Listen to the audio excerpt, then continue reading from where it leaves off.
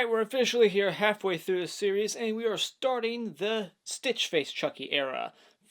Although you could argue that he's really not Stitch Faced in parts 6 and 7 too much, but whatever. This is the Stitch Face half. Let's change the backdrop. Bride of Chucky has my second favorite Chucky look. After part 3, I thought that was the best non-Stitch Face look. This is my favorite Stitch Face Chucky. See, the Chucky's a little weird. I'll get into that. But the other two, hit or miss. I think he did the best Chucky look, Stitch Face wise, is Bride of Chucky. It's also the scariest one when I was a kid. It was the one that gave me the most nightmares. If I ever had a Chucky dream, I was thinking of this Chucky, not Child's Play 1, 2, 3. This movie is once again written by Don Mancini and is directed by Ronny Yu, who went on to direct Freddy vs. Jason. And we even get to see like a Jason mask and Freddy glove at the beginning. This is the meta Chucky movie, which makes perfect sense because this came out in 1998, which was the year that Scream 2 came out. And this was the era in the late 90s where everything was meta. I Know What You Did Last Summer, all those Kevin Williams movies, Scream, where everything just became meta. Urban Legends, even Halloween H2O, very meta. So that's probably a thing that turns people off about this one. This is the official start of comedic Chucky. Like, 3 was kind of comedic, but still kind of serious in some moments. This is just full-on a comedy. This is a Chucky movie that most people put in their top 3, and I can see why, because it's funny. But at the end of the day, I prefer my Chucky to be a little bit more scary and serious, not just 100% a comedy, which is a reason why people despise Seed of Chucky. I'm hit and miss on this one. I think it's a pretty decent Chucky, and let's go over it in this week's Horror Franchise Wednesday.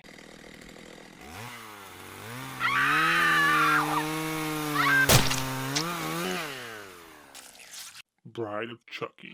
Going over the positives, the things I like about this movie is that this one probably has the best atmosphere of the whole franchise. This one has the most like creep me atmosphere. It's very stormy, and I think Ronny Yu does a very good job with this movie. I like his directing. I liked Freddy vs. Jason. A lot of people might not like that one, but I think he did a very great job with this one.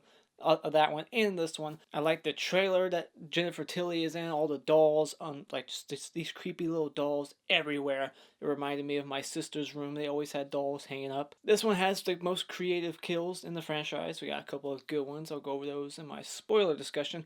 But yes, this one has 2 of the most creative kills. One of them confused the hell out of me as a kid, and I'll go over that story when I get to it. I think the humor, although sometimes too much, it's still pretty funny. You have a good time watching this movie. You don't take it serious at all. This is a movie you go into knowing that it's just a joke. It's trying to have fun. I like this new introduction of Jennifer Tilly that we get added to the lore. Apparently that she was the love interest of Charles Lee Ray before he got gunned down by Mike Norris. She says something like, she thought he was going to marry her or something, and she's been waiting 10 years. They got that right. This movie is 10 years after Child's Play 1. But I think she was a perfect cast. She's got that recognizable voice, and you want someone who can bring a very unique voice if they're going to be just voicing the doll. And she's just damn gorgeous. This movie definitely has the most unique soundtrack to it. It's all kinds of like Rob Zombie, heavy metal, songs that when you hear them on the radio now, you can't help but stop and think, oh, that was Bride of Chucky. I remember that song. Every time I hear that song,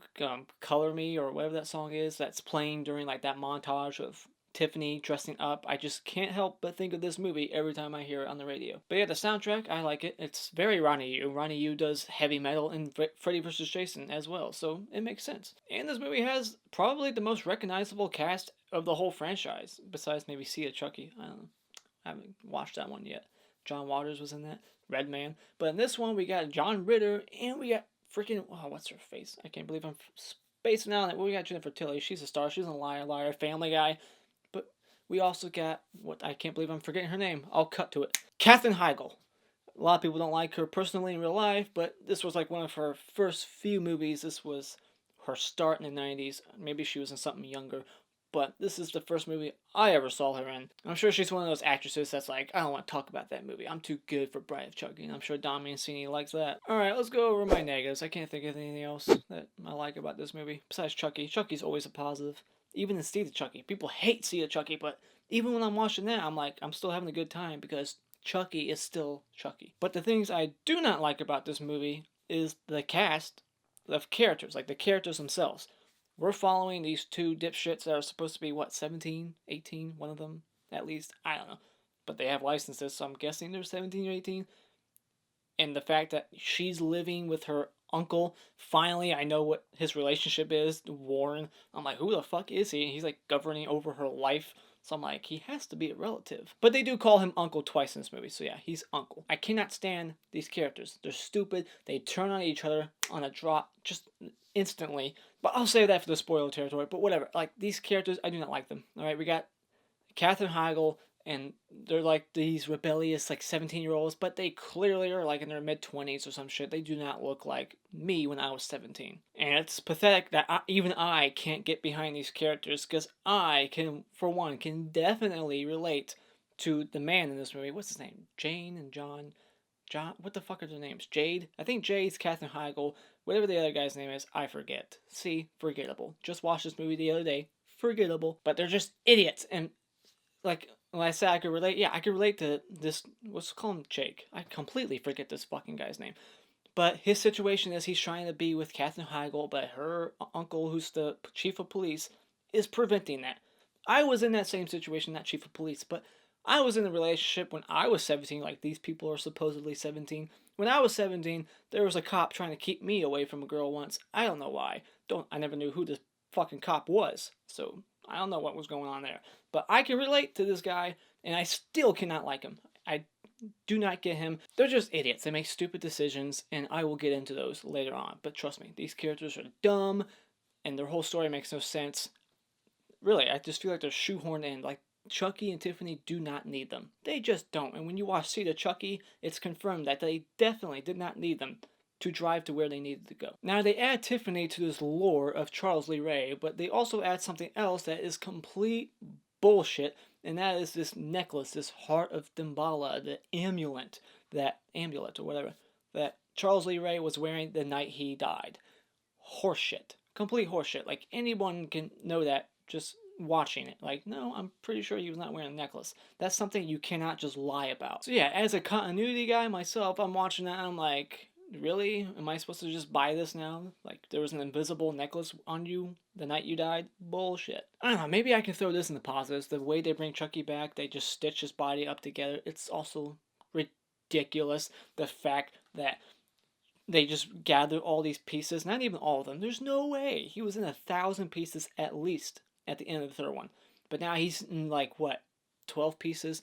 I think Tiffany brings him new arms and legs, so it's just like the face that she redoes. And that's really it. But why, like, what? That was actual evidence. They gathered it all up, and then she somehow was able to stitch it together. Bullshit. Cannot happen.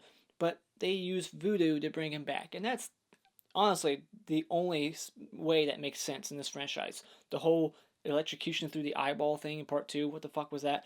The whole blood and the melted wax or plastic or whatever, that made no sense. But this one makes the most sense, so I guess that's a positive. But also a negative, the fact that they even had all these pieces together for her to stitch together. And why was Charles Lee Ray buried in New Jersey? That makes no sense. He died in Chicago. They're not going to waste their time and money shipping a dead guy's body who's a known serial killer to New Jersey. From Chicago, New Jersey, that's quite the distance. The acting is kind of weak in this movie on some parts. It can be pretty bad. Alright, just here and there. It's decent, but yeah, acting, especially from Jessie and Jade. Jessie, I don't like Jessie. Now, while I do think this is the best Stitch face Chucky, he really has no eyebrows anymore, and his face can only do so much now.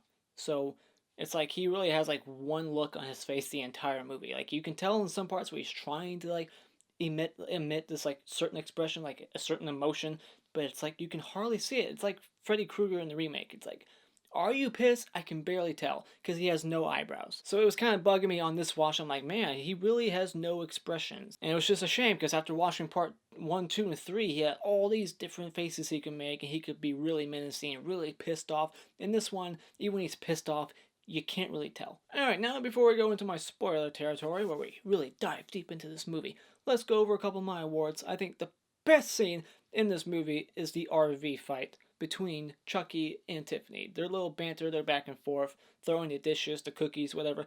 Hilarious every time. And the hottest chick award is definitely going to Jennifer Tilly playing Tiffany. She's way more beautiful than Katherine Heigl. Easily. Alright, spoiler discussion. Like I kind of said earlier, I think I said it. This movie opens with the police evidence locker, and we got all these like meta jokes in here. We got the Jason mask, got the Freddy glove, the Halloween mask. That was spot on almost. Halloween 4, it looked like. And it's setting up the atmosphere very, very good. We got all this lightning. It's movie lightning where it's just like flickering like a fucking strobe light. It's like I've never seen lightning that active before. And then she does the impossible Stitch job, and I'm just like, whatever, I'll buy it. And then she does the voodoo for dummies thing, and he's brought back. Now this raises questions like, so what? You can just grab any arms and legs, use Chucky's old face, and using this chant will somehow bring a specific soul you want back into it. Like it could have been anything. Like she could have said a chant, and then some other random soul from hell could have came back and was the doll now. Not specifically Charles Lee Ray. It could have been anybody. So what exactly keeps making Charles Lee Ray's soul the one that comes back? Like I think about it. I'm just like, that is an interesting thing to think about. Like how? Like was she thinking in her head like I want Charles Lee Ray's soul to come back? I don't know why I'm wasting my time thinking about it, but it's an interesting thought. Then this movie does the cliche like recap. You have like these newspaper clippings that are explaining part 1 and 2 and so forth, just by having like newspaper articles, which I think is the best way to do it because it's way too like cliche and just a waste of time when you have like a character like recap everything like verbally out loud, and it's like we don't need it. Just during the opening credits, have like some newspapers. I like it better this way. It doesn't feel so forced. Plus, it's probably not even needed. If you're watching Chucky 4, you should have already seen the other ones. Alright, now we meet John Ritter playing Warren, Three's Company. He is the cop who wants to prevent this kid, Jesse, from dating his daughter. And all this stuff is just, it's only in here to explain why they're running away with these dolls, why it's here specifically to explain why Jesse is so easily willing to be like, okay, I'll drive all the way to this cemetery. I don't even know what state this is in. I think it might be New Jersey. But then again, how the fuck? It makes no sense. So what? Charles Lee Ray just one night just went to Chicago to get gunned down? It makes no sense. So how he got buried in New Jersey, like I said, makes no sense. But this whole cop thing, this whole like, governing over Jade's life is just there to explain why Jesse is easily going to the cemetery to transport these dolls. As if anyone would believe that. Like, really? You're gonna pay me $1,000 to transport 2 dolls to a cemetery? Why a cemetery? Like I said, Jesse is stupid. And then he acts like $1,000 is enough to, like, start a new life. Like, $1,000, woo! Whatever, like, that's enough for groceries and car insurance, and that's it. Like, seriously, like, you're gonna get a new house with that?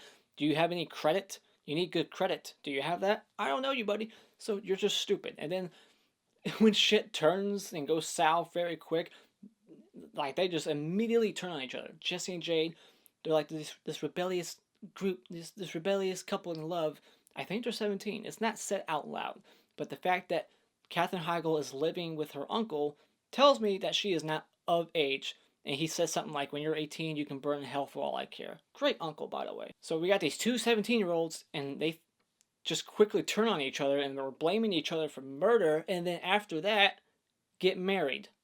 I'm supposed to like these people, think they're smart? I don't. They're terrible. This movie has the first gay character in the whole franchise. We'll get plenty more when Don Mancini takes full charge of this franchise. He always has a gay moment in the movies, and I'm not saying it's a bad thing, but the reason why I bring it up now is because I never knew that this guy, I don't know his name, that this guy was gay. I saw this movie dozens of times as a kid, and I guess I was just never paying attention. But like as an adult going back and watching it, I'm like, wait, this guy was gay the whole time? Had no idea. But it's just so funny because it's so heavy-handed. Like it's really not a surprise if you're paying attention that he is gay. Like from moment one, it's like joked about, like, yeah, this guy's gay. And me as a kid, I just never put it together. I was like, wait, he's gay? Now we got the Voodoo for Dummies possession scene, and it's kind of annoying how Jennifer Tilly says Dembella, like, Ade Due Dembella. She goes Dumbala. I'm like, that's not how you say it. Ade Due Dumbala. Give me the power, I beg of you. We get David Arquette as a character. He's like trying to impress Jennifer Tilly by pretending like he's a murderer because she's into murderers, obviously. But I thought that was just funny. It's like he has to pretend like he murdered somebody to get this girl's attention. And then we find out that he didn't murder anybody. But here's an interesting fact. David Arquette. I looked him up. So this is the internet. He was a transsexual. He's dead now. But this guy became a transsexual, had a sex change, and then went back, and now he's dead. It's interesting. When you watch movies, you never know who's dead. I always look him up. And I found out that this guy was a transsexual, and then he died. I don't know what he died of. The good guy voice is changed. It's not the same voice in the first three. It's a new guy. It's a new kid voicing the good guy dolls. And we find out that Chucky likes Swedish meatballs. It's completely unnecessary to know, but I just wanted to let you guys know. And Chucky can be tickled immediately. Like, when this whole franchise has been saying, like, you have a certain window to escape the body. And it seems like he's in his body just as long as he was in the other three movies, so I don't know why he's even trying at this point. Like, if he's so human inside now that he can have sex, feel horny, and be tickled, like on the first or second night, I think it's too late to get out of your body. So, just saying. I wish the rules of this would be explained a little bit more. Like, what is the time frame that you're allowed? Like, when is it too late? Alright, now Tiffany holds Chucky hostage, and I have to wonder, what is her plan? Does she really want to keep a serial killer in her trailer for how long? What's her plan? Did you not think he was going to escape at any point? She gave him the engagement ring that he uses to cut his way out and then kill her. That's my favorite shot of the movie, is like him walking towards the bathroom. It's like behind him, and he's like carrying a doll. Best shot in the movie. And it's the scariest scene to me as a kid. That and Tiffany coming out of the oven later on. But yeah, that was just a dumb moment. I'm like, why are you keeping this kid hostage? This doll, makes no sense. And then she's watching Bride of Frankenstein. That's, again, more meta humor, because that's what this movie basically is. It's Frankenstein, Chucky getting a bride. I like how when Chucky like throws the TV in the bathtub, it electrocutes her, but instead of like killing her instantly like it would to most people, when you get electrocuted, you don't just like shake for 30 whole seconds like Tiffany. You just die. It electrocutes your heart explodes, electrocutes, and you're out. But she's like she's giving this whole performance for like 45 seconds. It's like, you would be dead by now. I do find it funny that the news coverage that she was watching of the cop from Happy Birthday to Me, is that, yeah, 1980 film, when they're like interviewing the cop, and it looks like he's right outside their trailer. Because earlier in the movie, when she's like taking David Arquette's body in the trunk, and you can see that river behind her trailer, it's the same exact spot. So I thought that was funny. Like, they couldn't find any other set or location to film that, that news coverage, so they shot it right outside Tiffany's trailer. It's like, well, the killer's right there. Go get her. Spell woman. B-I-T-C-H. That is incorrect. Shows how much you know. And then we get the new chant. There's a new chant in this movie that makes, even though Tiffany's dead, he can use her soul now to put it in the doll. I thought that was weird, but I guess it makes sense that the chant was kind of changed up a little bit to do a new task now. So I like that. And I like the visual, the bubbles everywhere. I thought that was cool. Now, Jesse brings up a good point. He says, why don't you just mail the dolls? Because he's on the phone with Tiffany, and she's like, I need you to drive these dolls to a cemetery. Red flag right there. And he's like, why don't you just mail them? That's a good point, Jesse. Because clearly, Chucky can mail himself. He did so in part 3. And he did it again at the end of Curse of Chucky, I think. So why don't they just mail themselves to their location, and then kill whoever opens the package? And then another good point is brought up by Tiffany herself to Chucky, like, why don't we just drive? And he jokingly is like, sure, I'll steer and you can work the pedals. We're dolls, you dope! All right, let's go. Oh, sure. I'll steer and you can work the pedals. We're dolls, you dope! I specifically remember you driving and Sita Chucky doing that exact same thing. You steering and Glenn/Glinda working the pedals. So clearly you are able to drive. Just do it. We don't need this stupid Jessie Jade, Bonnie and Clyde shit going on. It's just forced. I love that they did the Tiffany makeover thing to make her look like her actual human self as a doll. Because that original doll look, first up, her head was smaller in size. Then when she did the makeover, it looked like her head kind of expanded outward a little bit. But she looks a lot better when she does that makeover. So I'm glad they changed it. Chucky does the jack-off imitation. I thought that was funny. And my favorite one-liner, there's 12 one-liners in this movie. I counted. About 12. So about the same as part 2 and 3. They all have about a dozen each. But my favorite one was, I'd give him 6 months, 3 if she gains weight. I'd give him 6 months, 3 if she gains weight. And then we get like one of the best kills in the whole franchise. It's the most creative one that confused me as a kid, just like this other one coming up. But it's the nail kill slash pinhead kill, and we get this meta reference like that looks familiar, referencing Pinhead from Hellraiser. But he like lines up all the nails on the dashboard, and he like cuts the airbag wire and like sends the nails flying towards him. Like the odds of that working, like whether the nails like hit him on the not so sharp side, like it would not work unless it's like flying at a very freakishly like fast speed. Maybe it could work, but it also wouldn't kill you. Like the fact that he like passes out from shock of it happening. I don't know, but they think he's dead, and then they somehow are able to lift this 250-pound at least, maybe closer towards the 300 range. He's tall and fat. They lift his ass into a trunk. That's impossible. They're dolls. And then I like how Chucky gets stoned. This is the first time he gets stoned, and then he flips off that one guy. I'm just now noticing this. Chucky flips off somebody in every single movie. I'm pretty sure, because he does it in part 2 to Kyle, does it in part 3 to Shelton, does it here to a stoner, and he does it in Seed of Chucky to Britney Spears. I think I didn't call it to Chucky. He flips off Nika. Does he flip off somebody in Curse? I don't remember. So yeah, I'm just now noticing a new like I forget what it's called, but it's like the trend. I don't know. Like it's Chucky's thing now. Like Freddy says bitch, Chucky flips off people. So I guess you could say that's his niche. And yeah, I said this earlier. They turn on each other and then they get married. It's like that makes no sense. Dumb writing. All right, the mirror death. They set these two characters up. They're swingers, and they set them up as assholes. A thief, mainly the woman. I'm not sure if the guy's in on it, but they are terrible people. So we gotta kill them now. So just typical horror movie stuff. You gotta set them up to be bitches. That way you kill them. Unlike Brightburn. Brightburn was like everyone that died in that movie was a good person. But this scene when there's like the mirror above them and like she sees like Tiffany next to her, why she doesn't like turn her head to look, she's right there. So why you're focusing on the mirror version of Tiffany and not just like saying something, it's irritating. But this death made no sense to me as a kid, mainly because I thought that these two people shattered like glass. I didn't know there was a mirror above them. I don't know how I didn't, but I thought that these two people just shattered like glass. So I was like, what the fuck? Now, one thing that doesn't make sense about this death is the fact that the waterbed sounds like it's exploding. Like when the glass hits, the water shoots up, and then you hear like an explosion sound. It sounds like they're just... But then I like that Chucky's like now in love with Tiffany. Like he didn't really care too much about her. He already turned her off. He turned her down earlier. Like, I'm not gonna marry you. But when he sees her in action killing people, he's like, I love you. And then we get doll sex. That kind of reminds me of the beginning of that. It's shot like the beginning of that like diamond commercial back in the day, like diamonds, where they're like silhouettes. So yeah, we see two silhouettes fucking each other, and then he says another one-liner like, I'm all rubber.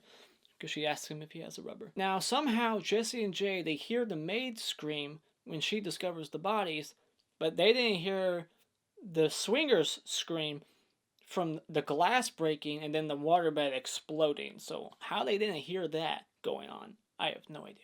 And then we get the gay guy CGI explosion. I'm not sure if this was all practical, but it looked kind of fake. I'm not sure. I would have to look it up.